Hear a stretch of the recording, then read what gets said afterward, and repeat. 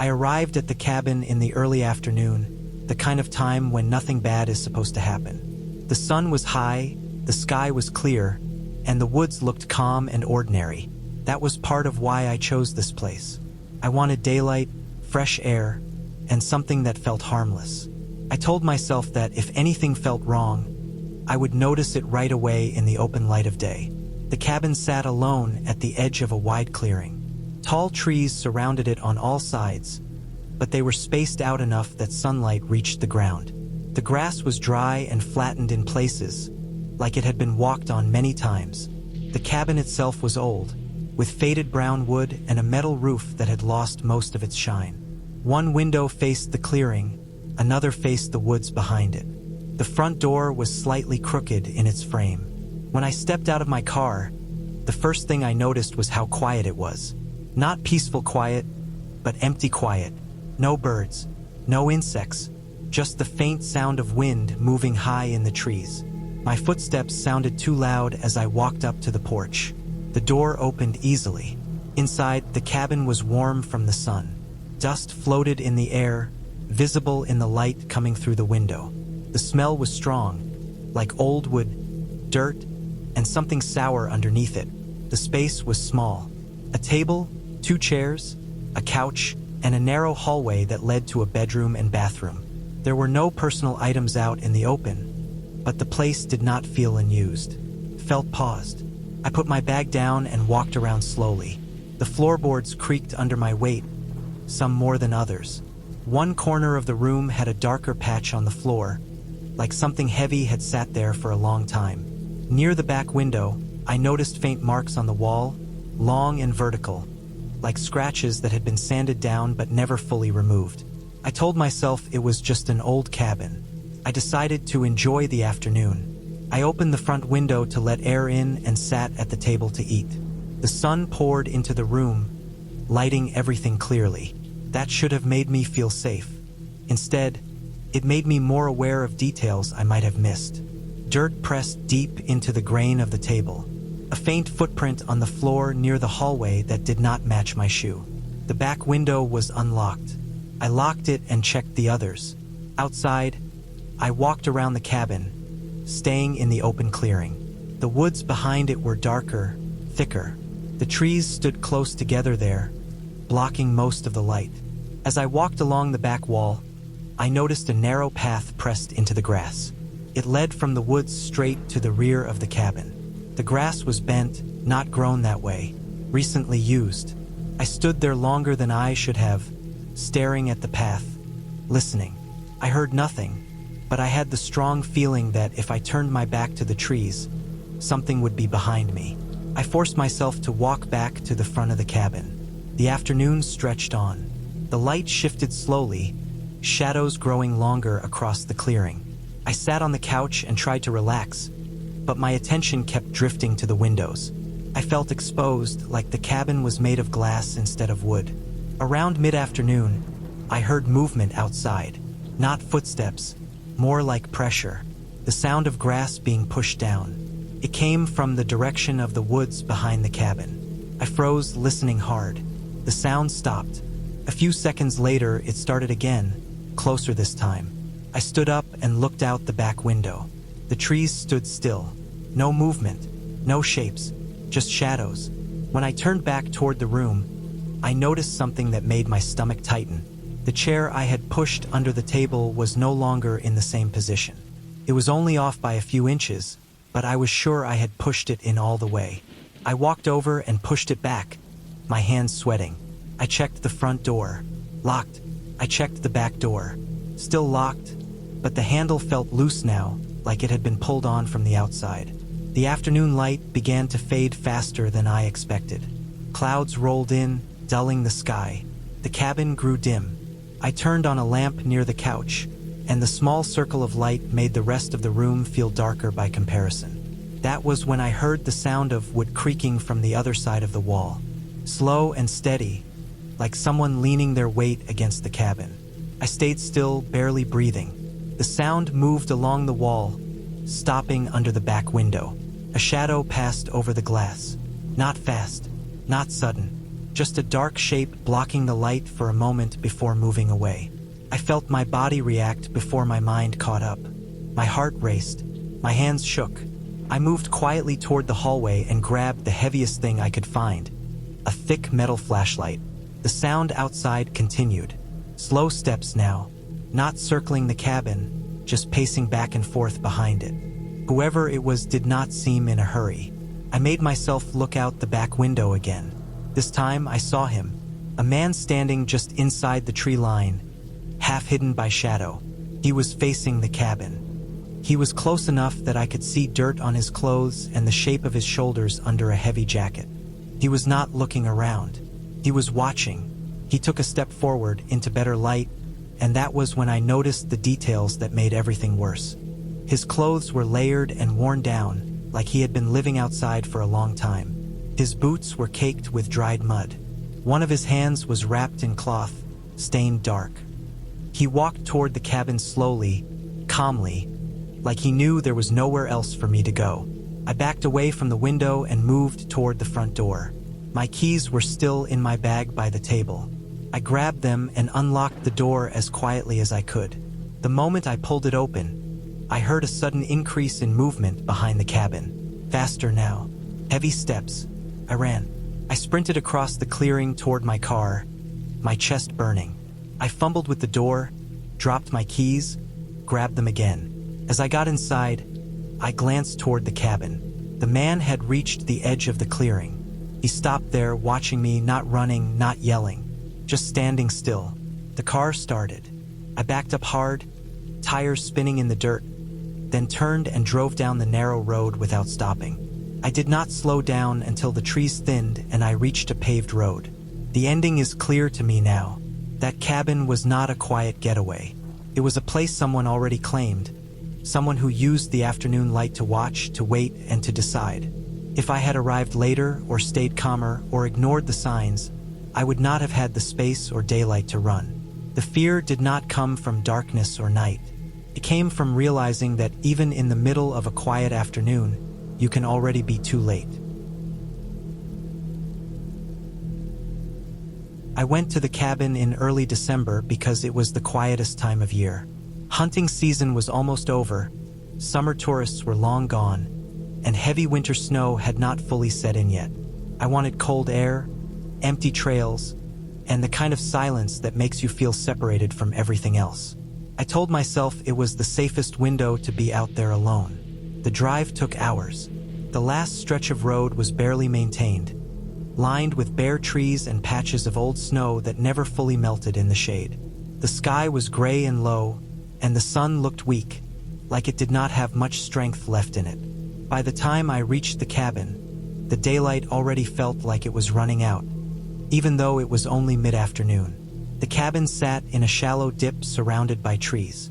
It was a simple structure, dark wood with a slanted roof and a small porch. Early December had already left its mark. Frost clung to the shaded side of the building, and the ground was hard and crunchy under my boots. No smoke came from the chimney. No tracks led to the door except my own. Inside, the cold hit me right away. The air felt damp and stale, like the cabin had been sealed shut for a long time. I set my bag down and rubbed my hands together, breathing out small white clouds. The place was basic. One main room with a stove, a table, 2 chairs, and a couch that sagged in the middle. A narrow hallway led to a bedroom and bathroom. The windows were small and thick, fogged at the edges. I started a fire and watched the flames slowly take hold. As the room warmed, smells came out of the wood and fabric. Old smoke, dust, something sour and human underneath it. I noticed then that the couch had a darker spot where someone's body would rest, like it had been used recently. The blanket folded on the arm smelled faintly of sweat. I tried not to think too much about it. As daylight faded, the forest outside seemed to close in. Bare branches scratched lightly against the roof when the wind picked up.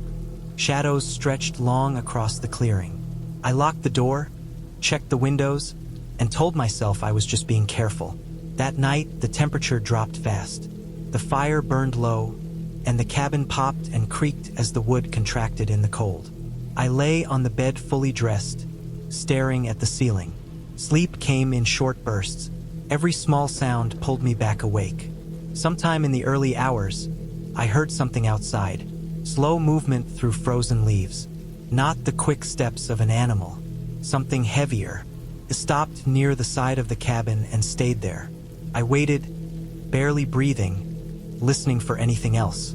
After a long time, it moved away. In the morning, the world was white. A thin layer of snow had fallen overnight, just enough to show everything clearly. I stepped outside and immediately saw the tracks. Boot prints, deep and uneven, circling the cabin. They came from the tree line, went around the building once, and disappeared back into the woods.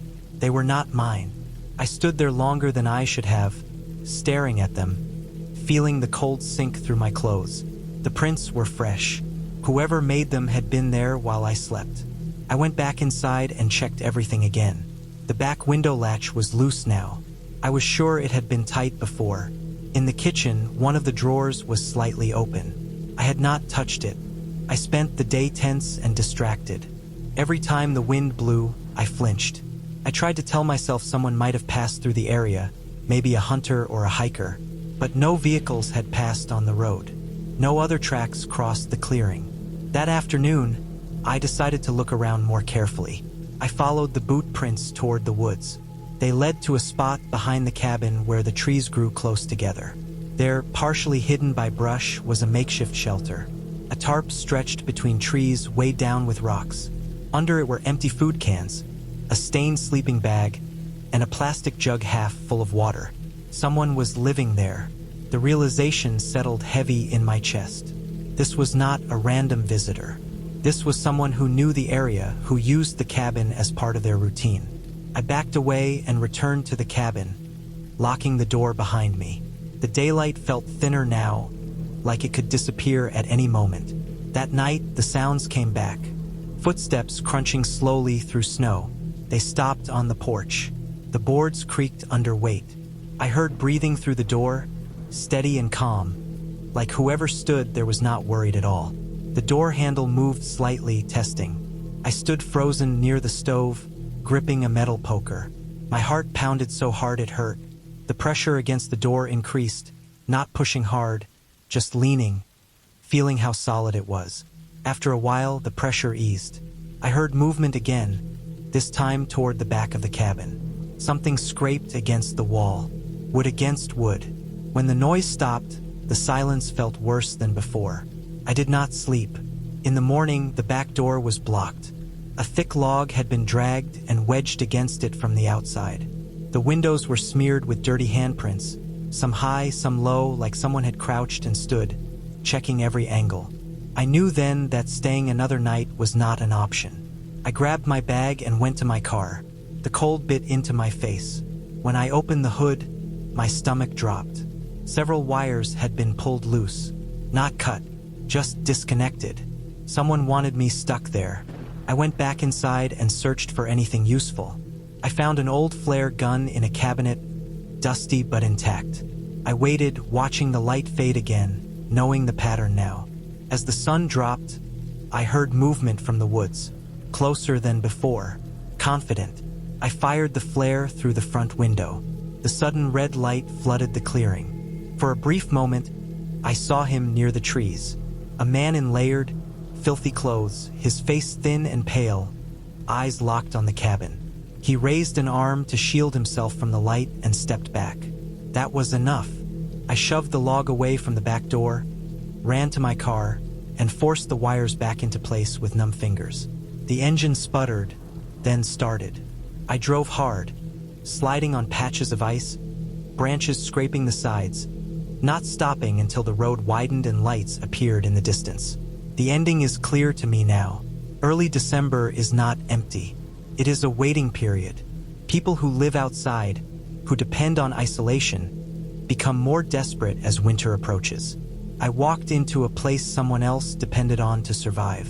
The cold, the timing, and the silence all worked against me. If the snow had been heavier, if the car had not started, I would not have left that cabin. I would have simply disappeared into the season, another quiet thing swallowed by winter. I booked the cabin without thinking too hard about it. I wanted space, silence, and a break from people. The photos showed a small wooden cabin surrounded by trees, sitting near a frozen lake, miles from the nearest town.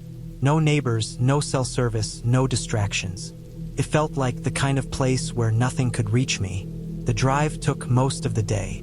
The road narrowed the farther I went, turning from pavement to gravel and then to packed dirt with snow pushed to the sides. The forest grew thicker, darker, and quieter. By the time I reached the cabin, the sun was already low, and the light filtering through the trees looked weak and cold. The cabin stood alone at the edge of the clearing. It was smaller than I expected. The wood siding was gray and cracked, and the roof sagged slightly in the middle under the weight of old snow. The porch steps creaked when I climbed them. The front door stuck when I tried to open it, like it had not been used in a while. Inside, the air smelled stale, like old wood, damp clothes, and dust. The place was simple.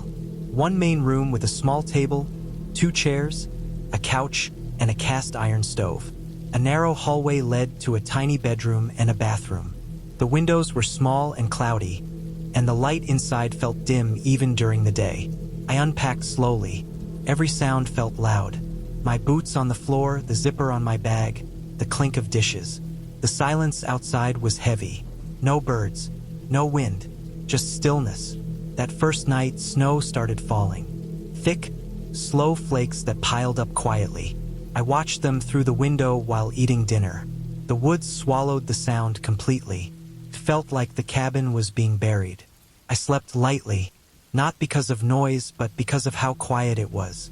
My body kept waking me up, like it knew something was wrong. Every time I opened my eyes, I stared into the darkness, listening for something that never came. In the morning, the snow was knee-deep. The lake was gone under a smooth white sheet. I stepped outside and felt how far away everything was.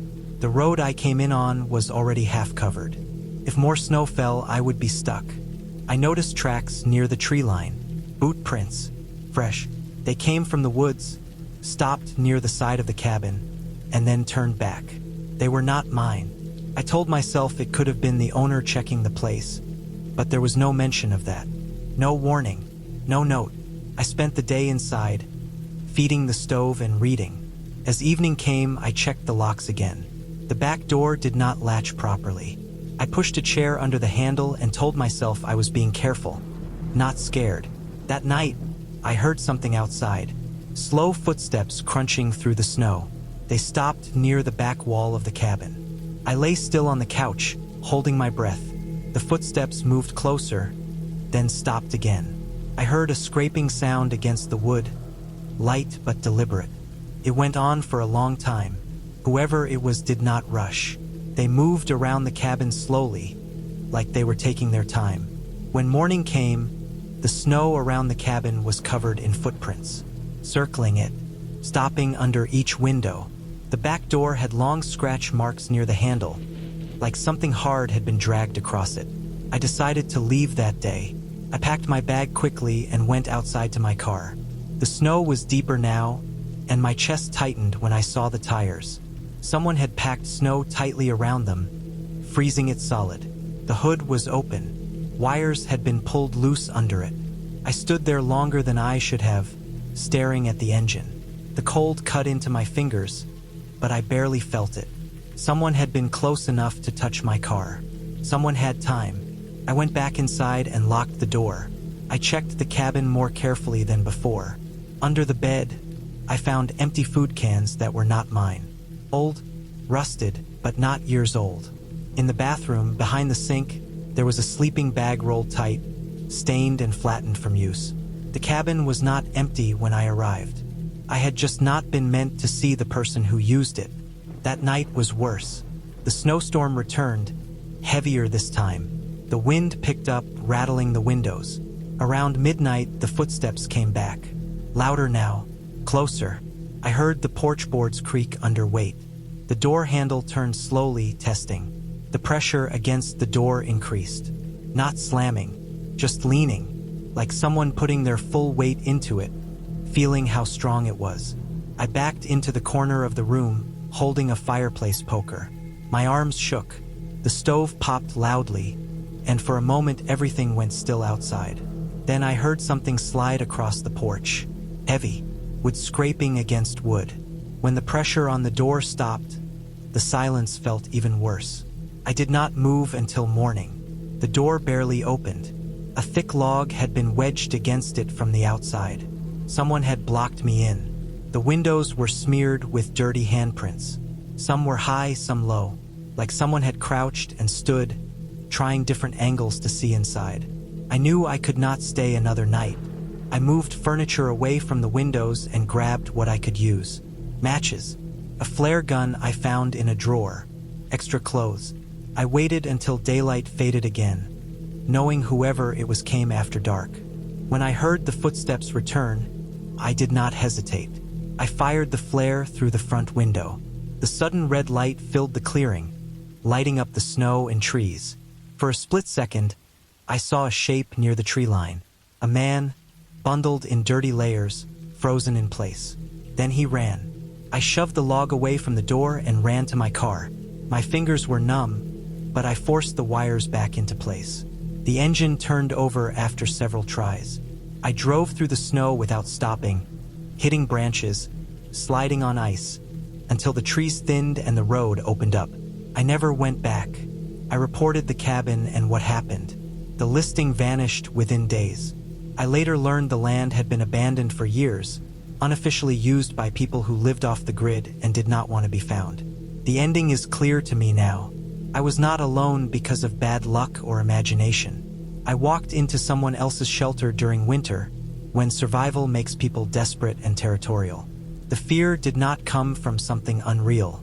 It came from knowing how easy it would have been for the snow to keep falling, for my car to stay dead, and for no one to ever know I was there. I rented the cabin because I wanted quiet. I had been working too much, sleeping badly, and feeling like my head was always buzzing. The listing showed a small wooden place deep in the woods, miles from the nearest town, with no neighbors and no cell service. That sounded perfect.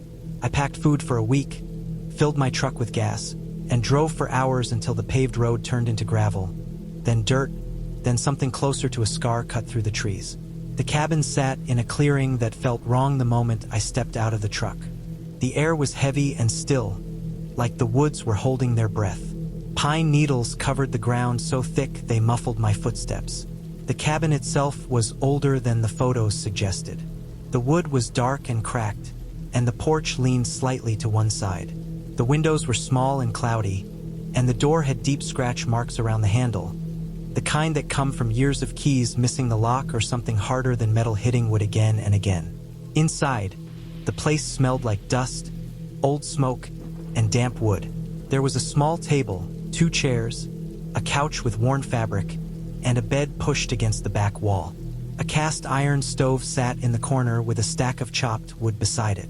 Everything looked untouched, but not clean. It felt abandoned in a way that suggested people left in a hurry and never came back to finish living there. I unpacked slowly, putting food into the small fridge, stacking water jugs by the sink, hanging my jacket on a nail in the wall. The quiet pressed in on me. No cars, no distant voices, no hum of power lines. Just wind moving through trees and the faint creak of the cabin settling. That first night was uneventful.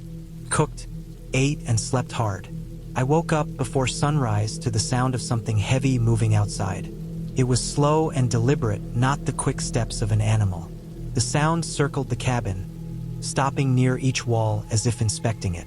I stayed still in bed, listening, counting breaths. Eventually, it faded into the woods. In the morning, I walked the perimeter. The ground around the cabin was soft from recent rain, and the prints were clear. Boot prints, large, deep, and fresh. They came from the tree line, circled the cabin, and went back the same way. I told myself it was probably the owner checking the place, even though no one had mentioned stopping by. That explanation felt thin, but I accepted it because the other options were worse. The days passed quietly, but the feeling never left. Every time I stepped outside, I felt watched. I found more signs. A log moved closer to the porch. the woodpile disturbed in ways that did not match how I stacked it. Once, I noticed the back window unlocked when I was certain I had latched it before leaving to gather firewood. On the fourth night, the sounds came back. Footsteps again, closer this time. They stopped right outside the bedroom wall. I could hear breathing, slow and controlled, so close it seemed to come through the logs themselves. I lay there, heart pounding, staring at the wall. The breathing stayed for a long time, then moved to the front of the cabin. I heard the porch boards creak under weight. In the morning, the porch was scuffed with mud. Handprints smeared across the glass of the front window, fingers spread wide. The prints were too large to ignore. Someone had been standing there, looking inside. I decided to leave, but my truck would not start. The battery was dead. I checked under the hood and saw wires pulled loose, not broken by age or animals, but cleanly disconnected. Someone had done it on purpose. The road back to town was too far to walk without daylight and supplies, and the woods were thick enough that going off the road felt dangerous. That afternoon, I searched the cabin more carefully. Under the bed, I found old food wrappers and empty water bottles that were not mine. In a cabinet, tucked behind cleaning supplies, there was a pile of worn clothes that smelled like sweat and dirt. Someone had been living here, not visiting, living. I realized then that I had not rented an empty cabin. I had stepped into someone else's place, someone who did not want to be seen. That night, the door handle moved slowly, testing the lock. The sound of metal against metal went on for minutes. Then the scratching started, long nails or a tool dragged across the wood. I sat on the floor with my back against the wall, holding a heavy pan from the kitchen, knowing it would not help much. The scratching stopped, replaced by the sound of something being dragged across the porch. Then nothing. No footsteps leaving. Just silence. I did not sleep. When morning came, I saw why. A large log had been placed against the door, wedged to block it from opening outward.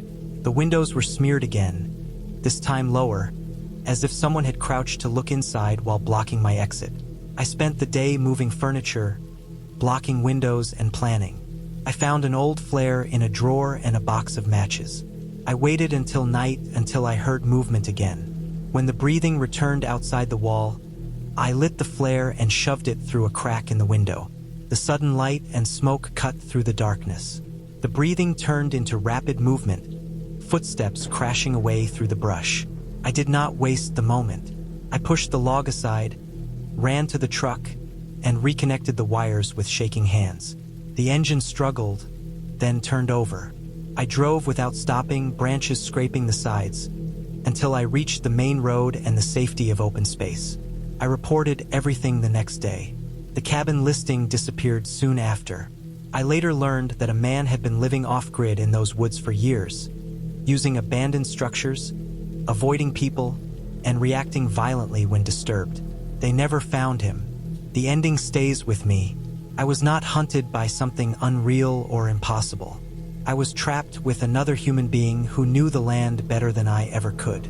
The fear came from knowing how close I was to vanishing without a trace, swallowed by trees that do not care who lives or dies among them. I still think about the quiet, the way the woods held their breath, and how easily a place meant for rest almost became the last place I ever stayed. I rented the cabin because it was cheap and far away from everything. That was the main reason. I wanted quiet, and I wanted to be alone for a few days before winter fully set in. The listing showed a small wooden place deep in the trees, one room, a porch, and a metal stove inside.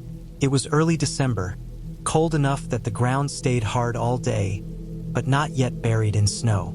The road leading there was a thin gravel track that hadn't been used much. Pine trees leaned in from both sides, and the light faded fast even though it was still afternoon. When I arrived, the cabin looked older than the pictures. The wood was dark and cracked, and the porch leaned slightly to one side. The windows were small and cloudy, and one of the shutters hung loose. There were no other buildings around. No tire tracks, no footprints, just trees, dead leaves, and silence. The air felt heavy, like the forest was holding its breath. I told myself that was just nerves and stepped inside. The inside smelled like dust, old wood, and cold metal. There was a single bed pushed against the wall, a small table, 2 chairs, and the stove in the corner. A few old cans sat on a shelf. The floorboards creaked even when I barely moved. I locked the door out of habit, even though it felt pointless out there. I set my bag down and started unpacking, trying to get comfortable. The light outside faded quickly, and the cabin filled with shadows. As night came, the forest changed. During the day it felt empty, but at night it felt full. Wind moved through the trees in slow waves. Branches rubbed together. Every sound seemed closer than it should have been. I lit the stove and sat on the bed, listening. I kept telling myself this was normal, that being alone made everything louder. Around midnight, I noticed something small but strange. There were footsteps outside. Not heavy, not fast. Just slow steps in the leaves. I froze and listened. They stopped after a few seconds.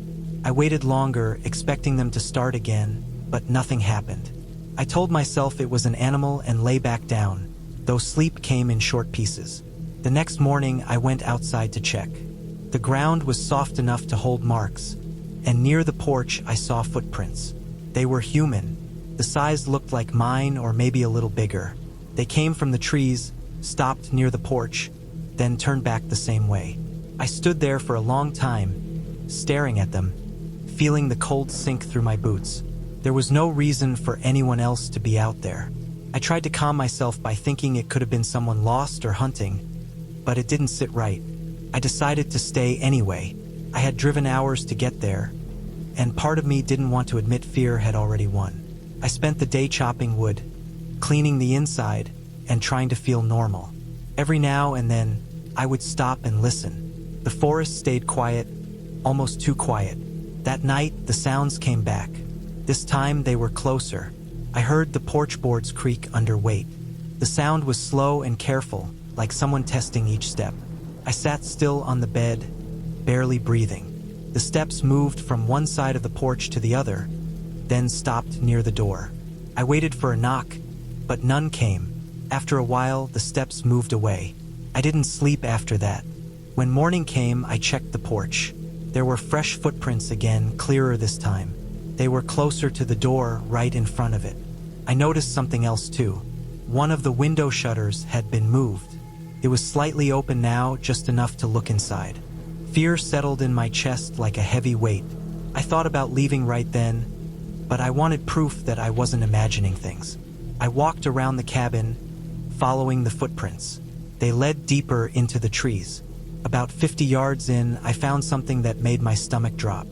There was a small clearing with a pile of trash, old food wrappers, empty cans, and a blanket folded on the ground.